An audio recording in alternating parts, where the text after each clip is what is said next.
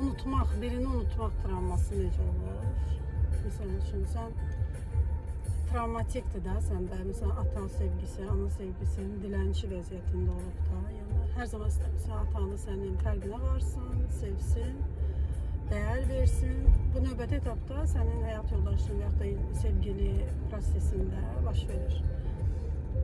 Demək, travmanın keçdiyi necə olur bizdə?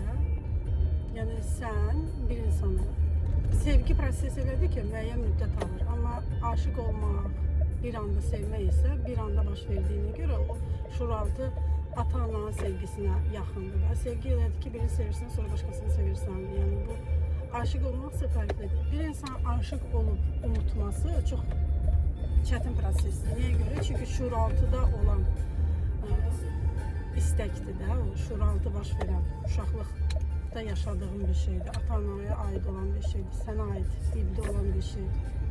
Bu prosesi necə həll edirik?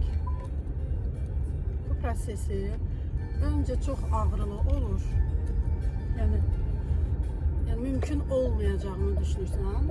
Yamcır terapiyaya göz hərəkətlərindən duyarsızlaşdırma, sağa sola hərəkət edərək həmin travmanı hissizləşdirirsən. Demək,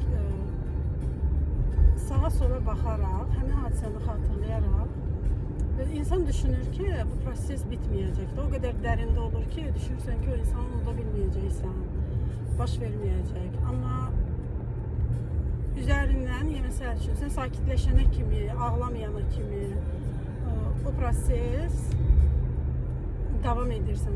Artıq görürsən ki, hiss etmirsən o EMDR terapiyada da, ehtiyac hiss etmirsənsə, şuuraltıdan o təmizlənib əslində. Amma şuurdan çıxmayıbsa o demək deyil təmizlənib.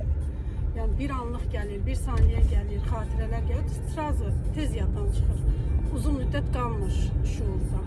O zaman sən onu artıq proses unudulmağadır.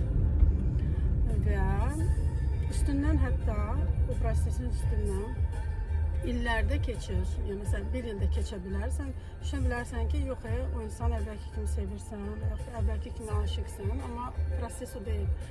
Sən artıq onu sevgi səviyyəsinə salmışsan və aşıq olma prosesindən çıxartmışsan. Sən onun fərqində olmur məntiq, amma şuuraltı fərqindədir.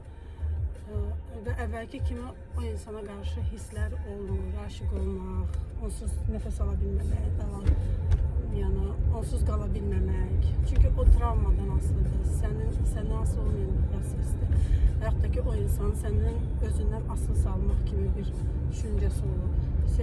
Sevgisini göstərməyə bilərdir.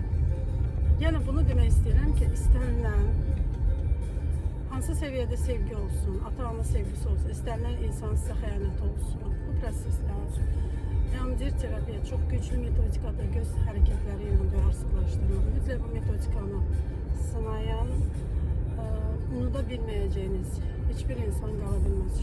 Bu proseslər hamısı şuuraltıda baş verir. İnsan məntiqli şəkildə deyə bilməz ki, mən unuduram, mən bunu unudacağım, özüm həll edəcəm. Bu mümkün deyil. Özün həll etmə, məntiq səviyyəsində özünə məsləhət verə bilərsən ki,